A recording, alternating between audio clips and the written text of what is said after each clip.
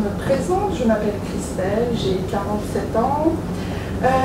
Je viens de la région grenobloise, mais avant j'étais en Bourgogne. Voilà, je suis mariée, j'ai 3 enfants, dont 2 qui sont dans la salle. Juliette et Raphaël.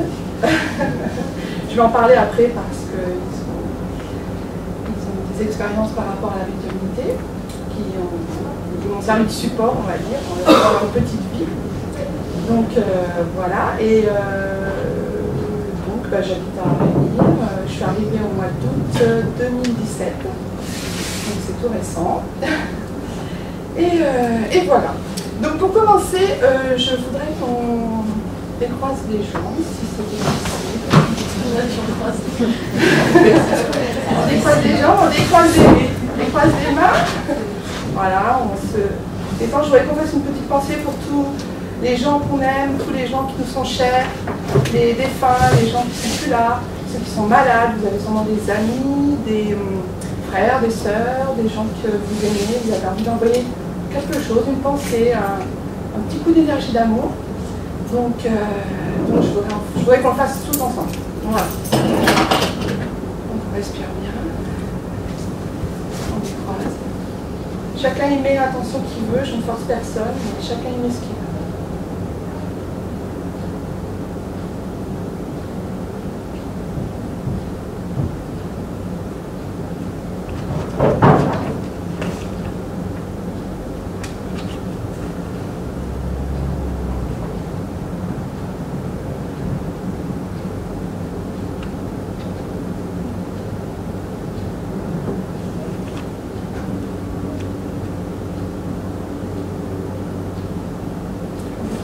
Alors, je vais donc vous parler, le sujet d'aujourd'hui sur la conférence, ça va être la médiumnité. Donc, tout ce qu'il y a autour de la médiumnité. Je vais vous raconter mon parcours, comment je suis devenue médium, ce qui m'est arrivé, entre guillemets, dans la vie pour que j'en sois là aujourd'hui. Cette conférence, en fait, je l'ai faite parce que j'ai été guidée, en fait. Donc voilà, donc je suis un petit peu stressée, vous m'en voudrez pas si je bafouille ou si, voilà. Mais comme je vous dis, j'ai été guidée, donc de toute façon, ça ne vient que de là, quoi. Donc j'espère que vous serez réceptifs. Et puis voilà. Donc, je vous raconte un peu mon parcours. Je suis née donc en septembre 71. Mon papa était guide haute montagne, au Chassé-Rapin. Et il est décédé quand j'avais 9 mois. Voilà. Donc j'ai commencé un petit peu avec une béquille dans la vie, on va dire. Mais à la fin, en fait, au jour d'aujourd'hui, je trouve que ça a été pas un très beau cadeau, mais ça m'a appris énormément de choses. Voilà, donc mon papa décède chez 9 mois. Je suis une petite fille qui arrête de sourire du jour au lendemain. C'est-à-dire qu'à 9 mois, je ne comprends pas trop ce qui arrive, mais en fait, je comprends réellement, puisque j'arrête de sourire, j'arrête de manger, j'arrête tout. Donc c'est ma façon à moi en fait d'exprimer plus les ressentis de ma maman qui sont très forts à ce moment-là, etc. Plus de la famille, tout ça. Ensuite, vers 8 ans, donc je suis encore une petite fille, vers 8 ans, je suis dans ma chambre et le soir quand je me couche, en fait, j'ai des entités, des esprits qui viennent, des défunts qui viennent me parler, qui viennent me voir, et je ne sais pas qui c'est, je ne sais pas qui sont ces personnes. Et certains me crient des choses très fortement pour que je les entende. Et en même temps, dans ma chambre, j'ai des rideaux qui bougent, j'ai des choses qui se passent vraiment au niveau des objets. Donc à 8 ans, évidemment, je me dis, bon bah, soit tout le monde vit la même chose que moi, soit je suis complètement différente et qu'est-ce qui m'arrive. Et comme je suis une petite fille très discrète, très sensible, je n'en parle pas à ma maman, je n'en parle pas à personne. Voilà. Entre-temps, il faut savoir que mon papa est décédé le 24 juin 72, le jour de la Saint-Jean. Et ma maman s'est remariée avec un monsieur qui s'appelle Jean. Voilà. Et donc c'est le début, en fait, là maintenant je l'analyse, mais au départ je me disais tiens c'est curieux. Voilà. Et Jean en anagramme, quand on change les lettres, ça veut dire ange. Donc si vous avez des gens dans votre famille, ou des gens proches, voilà, donc c'est vraiment... moi je trouve que c'est un très beau prénom par rapport à ça. Et en fait il arrive dans ma vie, donc j'ai 1 an et demi, et il m'apprend à marcher, il m'apprend tout, voilà. Il est encore mon papa, que j'appelle mon papa depuis toutes ces années. Il est encore là dans ma vie, et voilà. Donc j'ai 8 ans, et donc je ressens ces choses-là, mais j'en parle à personne. Après, vers 15 ans, vers 14-15 ans, là j'ai commencé à avoir des ressentis. J'ai l'impression qu'il y a des gens des défunts qui sont accrochés à moi, qui me parlent. Je vais me promener dans la rue, j'ai l'impression qu'il y a quelqu'un qui est accroché à moi, qui me parle, qui me suit. Alors bon, quand on est 14 ans, on est toujours un peu chouette, mais là, vraiment, c'est quelque chose d'autre. Et j'ai vraiment du mal à savoir ce que c'est, parce que dans ma famille, ma grand-mère était très croyante, mes grands-parents étaient très croyants, ma maman pas du tout. En fait, la religion s'est arrêtée à ma maman. Bon, j'ai été au catéchisme, mais je n'étais pas une bonne élève, alors je me suis fait virer. Donc, évidemment. Donc, du coup, j'ai pas continué. Et je savais pas trop à quoi me raccrocher, parce que je pouvais pas me dire c'est Dieu qui me parle, c'est les anges, il y avait plein de choses, je n'arrivais pas. Et à 15 ans, en fait, mon père prend la route un soir, et le téléphone sonne, et je dis à ma maman, écoute, c'est papa, il a eu un accident de voiture, et c'est pour ça qu'il téléphone. Alors ma mère se lève, se lève pour aller répondre au téléphone, et mon frère me regarde et il me dit ça va pas bien, quoi. Et elle décroche le téléphone, et en fait mon père venait d'avoir un accident. Donc des petites choses comme ça en fait qui s'accumulent un peu d'année en année, de jour en jour, et moi je crois que tout le monde est comme moi en fait. Je me dis pas la personne à côté ou là elle est différente. En fait j'ai l'impression que tout le monde vit les mêmes choses que moi. Donc j'en parle pas, parce que j'en parle pas forcément, j'ai pas trop envie d'en parler. Mais en même temps je me dis c'est quand même curieux. Donc je grandis, tout ça. Et ma grand-mère, en 97, décède. Et le jour avant la veille de sa mort, en fait, je vais la voir dans le centre où elle était. Et là, je lui dis au revoir, mais je sais très bien que c'est la dernière fois que je la vois, je sais très bien que demain elle sera morte. Donc c'est des flashs comme ça, en fait, qui arrivent. Et c'est des ressentis, en fait, c'est le début du channeling. Et là, vraiment, ça vient.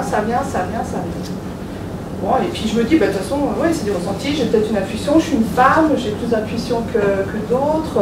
Comme nous, les femmes, hein, on a tous toutes une intuition un peu plus poussée. Quoiqu'il y a des hommes qui ont aussi beaucoup d'intuition. J'en connais. Et du coup, je me dis, bah, c'est quand même curieux qu'il y ait toutes ces petites choses. Alors, ça augmente. Alors bon, j'ai plein d'exemples, mais bon, le tout c'est qu'en 2002 en fait, on quitte la France et on part vivre en Martinique pour quelques années. Et là, en Martinique, on se dit, bah tiens, on va décider de faire un bébé, parce que le lieu s'y prête, parce qu'on a envie, parce qu'on a déjà 2 enfants, donc on se dit, tiens, on va faire un bébé. Et puis, voilà, le bébé en question. Donc, le grand bébé.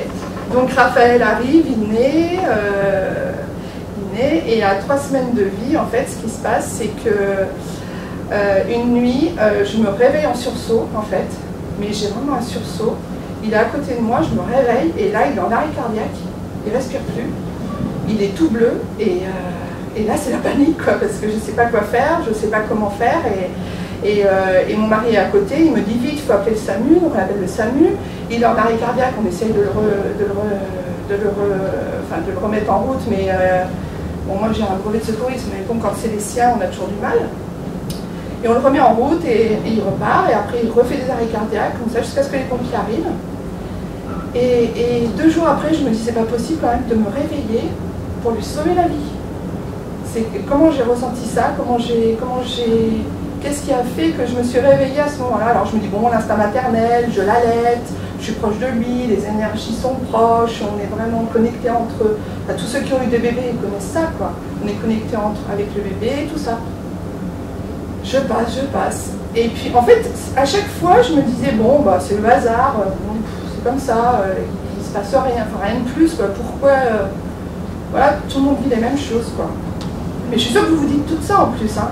Je suis sûre qu'avec tous les ressentis, enfin, si vous avez eu les ressentis, vous êtes toutes dit, oh, bah c'est le hasard, oh, bah c'est parce que si, oh, bah c'est parce que ça. Non, non, c'est pas que le hasard, et le hasard n'existe pas en médiumnité.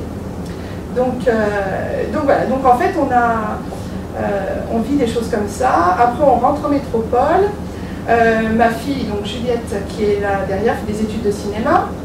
Elle part, sur 3 années consécutives, elle a fait le festival de Cannes, où elle a monté les marches, enfin, bon, par rapport à sa formation de cinéma. Elle est là.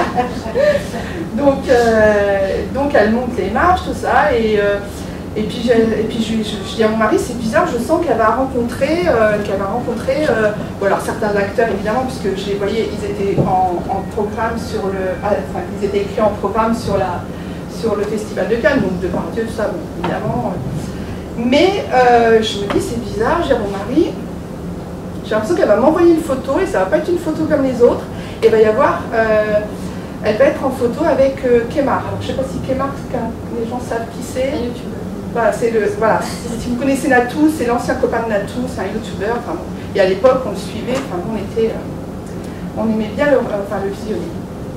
Et donc, donc je dis à mon mari, on était en train de boire le café, je dis à mon mari, de toute façon, elle va m'envoyer une photo, elle va être avec Kemar dessus, et elle va être super contente de le rencontrer parce qu'elle aime bien. Et là, mon téléphone sonne dans la seconde qui a suivi, dans les 3 secondes qui ont suivi, mon téléphone sonne, j'avais un MMS, et Juliette était en photo avec Kemar. Donc c'est voilà. Après, alors je me dis, bon, on est très connectés, c'est ma fille, tout ça, toujours les mêmes trucs. Et ensuite, elle part à Disney avec des amis, justement, une journée, elle part à Disney avec des amis, ça c'était 2-3 mois après, hein, pendant l'été. Et on finissait le repas avec mon mari, et je dis, Juliette, ça va pas. Il y a quelque chose qui ne va pas, il y a le médecin l'urgentiste de Disney qui va m'appeler et qui va me dire qu'il y a un problème, qu'elle a un souci et qu'il va falloir qu'on y aille, quoi. Alors mon mari dit oui, bah, c'est bon, quoi, moi tu me laisses bien mon café parce que là tu commences à me soigner. Voilà. N'importe quoi, quoi. Pourquoi il arriverait quelque chose à Juliette, quoi? Il ne peut rien arriver. Et pas plus tôt, elle a fini sa phrase, le téléphone sonne et je décroche. Et là je dis oui, d'accord, ok. Et en fait, elle était aux urgences, dans le bloc urgence du parc de Disney, et elle avait fait un malaise et il fallait l'aller chercher et tout ça. Donc voilà, c'est des petites choses comme ça qui sont... Alors ça, c'est en 2016, ça se passe, donc ça plus ça plus ça. Au bout d'un moment, je me dis, c'est pas possible, il y a quelque chose qui se passe que je vois pas, mais qui peut m'aider à prévoir ou à voir ou à m'aider au quotidien peut-être pour ressentir des choses. Il fallait que je trouve ce qui était derrière tout ça. Donc en 2016, je regarde la télé tard le soir, je tombe sur une émission qui s'appelle Long Island Medium. Je ne sais pas si quelqu'un connaît. C'est une médium qui habite à New York, qui s'appelle Teresa Caputo, et qui a fait des émissions, et elle est médium, et elle rencontre des gens dans la rue, elle leur dit, ben voilà, notre grand-mère ceci, votre grand-père cela. Voilà, il y a pas mal de choses quand même qui se sont... en fait, il y a pas mal de choses qu'elle voit, et donc elle en fait part aux gens. Et là, je tombe des nues, parce que je me dis, mais comment cette fille arrive à faire ça? Qu'est-ce qui se passe en elle pour qu'elle arrive à faire ce genre de choses et tout ça. Puis je regarde toute la série, je regarde toutes les saisons, mais vraiment ça dure 3 mois comme ça. Et un jour je me mets sur YouTube et je tombe sur une médium. Donc cette médium, c'est Mélanie Médium. Je ne sais pas si certains ont dû la voir sur mon Facebook, parce qu'elle a partagé une vidéo sur un défunt, sur ma grand-mère. Donc, je me dis, mais donc il n'y a pas que Teresa Caputo, parce que c'est quand même Teva, c'est la télé. Je me dis, de toute façon, il n'y a pas de... Voilà, peut-être que c'est fait exprès, peut-être qu'il n'y a pas... Enfin, c'est peut-être très Hollywood, et voilà. Parce que quand on voit les choses à la télé, on dit oui, mais bon, peut-être que derrière, il y a des choses qui se passent, patati patata. Donc j'étais pas très sûre, et puis là, du coup, je tombe sur YouTube sur une fille qui fait de la médiumnité, et je me dis, bah tiens, j'arrive pas à faire le deuil de mon père qui est mort il y a 40 ans. Donc là, c'est peut-être le moment justement de le contacter, parce qu'on m'en parlait rarement dans ma famille. Quand je posais des questions, c'était toujours à demi-mot, toujours des... C'était un peu pas un sujet tabou, mais j'avais des questions, j'avais vraiment des questions qui me taraudaient. Donc je fais appel à Mélanie, qui me donne un délai de 3 mois et demi pour avoir un rendez-vous. Donc là, je me dis ok. Et le rendez-vous tombe la veille des attentats du 13 novembre en France, en 2015. Donc là, ouais, donc c'était même avant, c'était en 2015. Donc après, il y a eu le défi, après je vous en parlerai en 2016. Et donc là, je prends contact avec mon père. Et là, ça a été le choc. Parce que je me suis dit, si une nana ne me connaît ni d'Adam ni d'Ève, habite à Boulogne-sur-Mer, et me fait des révélations comme ça sur mon père, que même moi, enfin moi je connaissais pas, mais je sens, mais ce qu'on m'en avait dit, il y avait des choses qui étaient vraiment très précises. Je me suis dit, là quand même, c'est qu'il y a quelque chose. Il y a quelque chose en au-delà, il y a quelque chose ailleurs. Ils sont quelque part, ils sont ailleurs. Donc du coup, j'ai voulu réitérer avec ma grand-mère. Donc vous pourrez voir sur mon Facebook la vidéo de ma grand-mère où je parle, où Mélanie intervient, enfin tout ça. Enfin maintenant, c'est moi qui lui parle à ma grand-mère, donc j'ai plus grande... Donc voilà, j'ai plus besoin de Mélanie, mais ça a été vraiment le déclencheur, quoi. Mélanie a parlé donc à ma grand-mère, elle a dit des choses très précises. Elle a mis en garde, je ne sais pas si tu as vu la vidéo si tu as vu, elle a mis en garde mon mari sur certaines choses très précises, sur sa santé, elle a mis, enfin, il y a eu plein de choses très précises. Et du coup, je me suis dit, mais c'est fantastique de faire ça. Et puis ça fait son petit bonhomme de chemin, je me suis dit, je me disais pas à ce moment-là, je vais faire comme elle. Non, on m'aurait dit à ce moment-là, enfin on m'aurait dit aujourd'hui, tu seras comme elle, jamais j'aurais cru. Hein. Vraiment, franchement, c'est pas quelque chose que... C'était pas je voulais faire comme elle, c'était pas un but. Mais je me disais, j'étais curieuse de savoir ce qu'il y avait au-delà. S'il y avait des mondes invisibles, s'il y avait des choses qui se passaient. Et en 2016, j'ai fait... C'était même en 2016, j'ai fait ça. Est-ce que quelqu'un connaît ça? Oui. Est-ce que vous connaissez ça? Est-ce que tu as déjà fait? Non, mais elle fait plusieurs thématiques sur l'argent, sur la santé. Ouais. Alors ça, c'est un gros tiens. Elle a une chaîne YouTube en fait où elle interroge plein de personnes. Oui, elle a une chaîne, alors c'est Lilo Massé. Vous pouvez aller voir ses vidéos, elles sont vraiment super. Donc j'étais en quête de spiritualité et je tombe sur sa chaîne vidéo, sur sa chaîne YouTube, et je me dis bah tiens, elle est là en fait.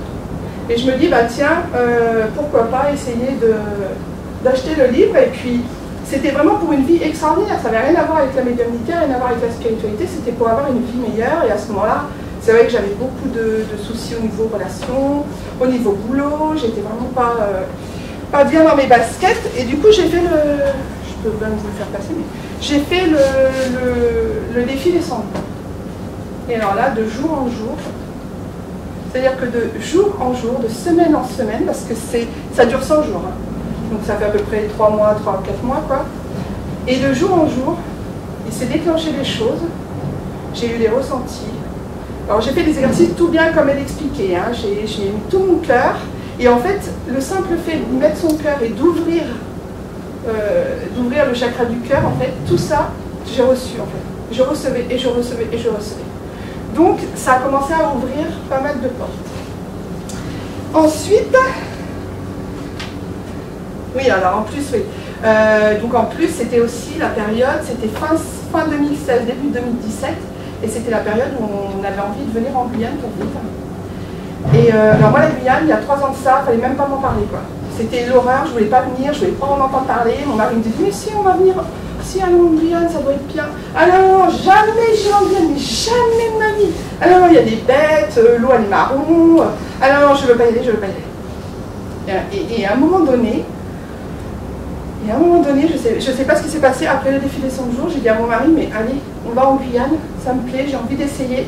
En fait, je pense que ça m'a ouvert le cœur et ça m'a ouvert à ce que vraiment mon âme voulait pour moi et ce qui était vraiment décidé. En fait, voilà, j'étais prête, c'était le moment où j'étais prête, c'était ce moment-là où je pouvais m'ouvrir, où je pouvais découvrir tout ce qu'il y avait dans les mondes supérieurs. Et là, juste à ce moment-là, on fait la demande pour partir en Guyane, donc mon mari est policier, donc on commence à faire le dossier, tout ça, à s'enseigner et tout. Et là, notre voisin d'en bas de la rue, qui était guyanais, qui arrive et mon mari descend pour vider la poubelle devant notre maison, et mon voisin arrive et il dit à mon mari, « Ah, t'as vu, hein, Miss France, c'est Miss Guyane, hein, t'as vu, on a sacrément de la chance. Ah, puis alors la Guyane, hein, c'est comme ça, hein. » Il pleuvait des cordes, il n'y avait personne dans la rue, il y avait mon mari qui était limite en pyjama dehors. Je sais pas qu'on allait dans un tout petit village à l'époque. Voilà, on avait un Guyanais là-bas. Voilà, c'était déjà un peu comme Marligon, vous voyez, c'était le Guyanais. C'est ça, il y avait, voilà, c'était pourquoi cette personne est passée à ce moment-là. Je me dis, bon là, il y a un signe, il y a quelque chose. Et en fait, c'est exactement ce qui s'est passé.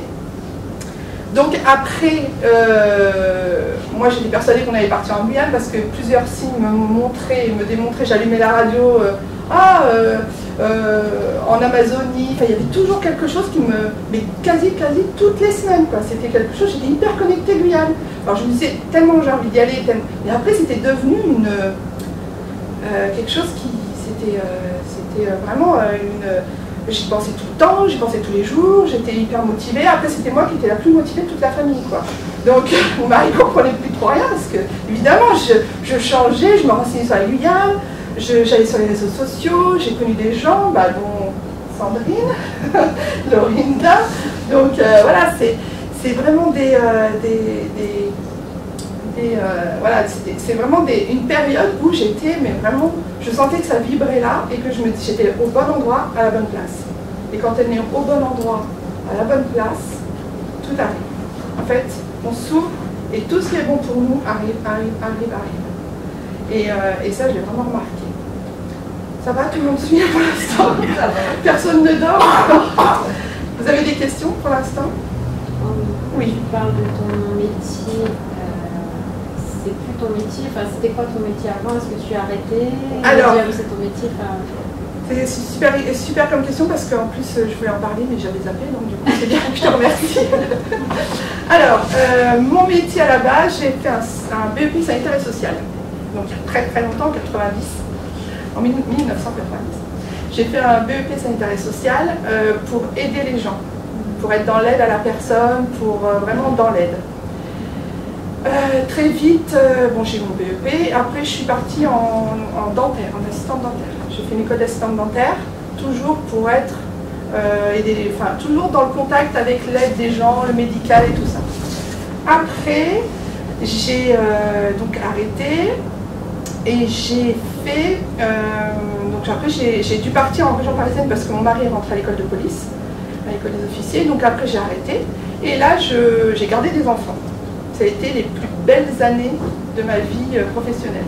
J'étais chez des gens qui habitaient à côté de Neuilly et vraiment c'était vraiment super chouette. C'était vraiment des très bonnes années. Toujours dans l'aide, donc dans l'aide des autres, tout le temps dans l'aide des autres, Après j'ai donc arrêté de travailler parce que mes enfants sont nés et que j'ai pu m'arrêter de travailler grâce à mon mari. Là, j'ai plutôt été dans l'aide au niveau de la famille, c'est-à-dire mes enfants, ma famille, j'ai vraiment pas tout donné, mais j'ai donné beaucoup. Et quand j'ai voulu reprendre une activité, en fait, je me suis dit, voilà, qu'est-ce que j'ai envie de faire? Donc je me suis dit, j'ai toujours envie d'aider les autres, mais j'ai envie d'aider les autres avec mon corps, avec mes mains, avec quelque chose que je peux donner, que je peux vraiment apporter, quoi, en aide. Et là, j'ai fait une formation d'esthéticienne, donc j'ai passé un CAP d'esthétique, et j'ai fait une formation de magnétisme, pas magnétisme, masseuse. Voilà. Donc en fait, pour moi, c'était encore soigner le corps. Là, j'étais sur la pratique de soigner le corps, d'être vraiment dans le... Et j'adorais, quoi. Et à chaque fois que je massais, les gens disaient, mais c'est pas possible, tes mains sont brûlantes. Enfin, vraiment, il y avait vraiment... Je j'y mettais vraiment, en fait j'y mettais l'intention, comme pour le magnétisme. J'y mettais l'intention, j'y mettais le cœur, j'étais vraiment connectée avec la personne que je massais tout le temps, tout le temps. Et puis donc après, alors j'ai fait 17 ans de psychanalyse. Donc au bout de 17 ans de psychanalyse, je me suis dit, ben, j'ai aidé les gens dans leur quotidien, j'ai aidé les gens dans le fait qu'ils étaient malades, j'ai aidé les gens dans leur apporter quelque chose pour le corps, j'ai aidé les gens pour les mettre en beauté, parce que quand je travaillais en institut, c'était vraiment ça. Et puis à chaque fois, les gens me racontaient leur vie. À chaque fois, j'étais comme une éponge. À chaque fois, j'étais très dans l'empathie. Je pompais toutes les énergies. Des fois, j'arrivais du boulot, j'étais crevée en institut parce que les gens me racontaient toute leur vie, quoi. Mais je ne comprenais pas, quoi. Je percutais pas. Très empathe, très dans le... Voilà. Et à ce moment-là, je me suis dit, bon, bah, maintenant, je vais arrêter parce que l'institut, bah, c'est fini. Je vais me mettre à mon compte. Donc, je me suis mis esthéticienne à mon compte dans un petit village, je faisais du domicile. Et après ça, j'ai arrêté parce que physiquement c'était assez épuisant. Changer, prendre la table, machin, c'était assez épuisant. Et je me suis dit, bah, je vais faire de l'aide en coaching psychanalytique. Comme j'avais 17 ans de psychanalyse derrière moi, j'avais les bases pour pouvoir, parce que la psychanalyse, il n'y a pas de formation de type, c'est quand on a fait tant d'années de psychanalyse, on peut après aider aussi les gens avec la psychanalyse. Donc j'ai fait la psychanalyse jusqu'à ce qu'on vienne ici. Mais voilà, donc j'ai toujours aidé, tu vois, j'ai toujours été dans le partage, vers les autres, tout le temps. Et comme je suis très empathe, et je le suis encore plus maintenant que je suis médium, je suis très empathe. En fait, je ressens beaucoup les gens, je ressens beaucoup ce qu'ils aiment. Il y a d'autres empathes là dans l'assemblée. Mais voilà, c'est vraiment... voilà. Donc en fait, quand je regarde mon parcours professionnel, du début à la fin, j'ai pas vraiment changé de cap, mais j'ai évolué dans dans le même genre de choses, quoi. Voilà, toujours pour aider les autres. Et donc aujourd'hui, principalement, je suis médium. Ouais. Et puis, voilà. Donc ma médiumnité s'est déclarée quand je suis arrivée, quand j'ai posé le pied. Mais quand je dis ça, c'est vraiment ça. Je suis sortie de l'aéroport, j'ai posé le pied dehors en Guyane. Là, je dis, waouh, là il y a quelque chose qui se passe dans mon corps, dans mon esprit. Il y a des énergies que je ne maîtrise pas du tout. Je ne sais pas ce qui se passe. Alors j'étais très contente de venir parce que j'étais entre guillemets la plus motivée des 5. Mais quand même, c'était pas de la joie que j'avais. Je sais pas, je sentais qu'il y avait quelque chose. Alors ça a duré pendant tout le premier mois où on est arrivé, je me réveillais tous les jours à 3 h du matin. Alors je me disais oui, bah, ça c'est le décalage horaire, voilà, rien d'extraordinaire. De toute façon, 3 h du matin, c'est 8 h en métropole, donc de toute manière, je me levais à 8 h en métropole. Donc voilà. Maintenant, quand j'y pense, je me dis ouais, il va y avoir quand même quelque chose qui se tannait. Et puis ensuite, j'ai ma fille qui a voulu absolument se faire tatouer. Donc je lui ai dit, bah, écoute, avant que tu partes, parce qu'après elle devait repartir en métropole pour faire une école, donc je lui ai dit, bah, avant de partir en métropole, on va contacter Lorinda, donc qui est là, justement, Lorinda, qui a été un effet très déclencheur dans ma médiumnité. Et du coup, on est allé la voir. Ma fille Amélie s'est fait tatouer. Et en parlant avec Lorinda, le moment où elle tatouait ma fille, en fait, c'est un moment très privilégié le tatouage, bon, si vous êtes... Et au moment où elle tatouait ma fille, en fait, on a parlé de choses un peu invisibles. Elle m'a donné ses ressentis. On a échangé que dans ce sujet-là. Et elle m'a donné des clés, en fait, pour avancer après. Et on ne rencontre jamais les gens par hasard.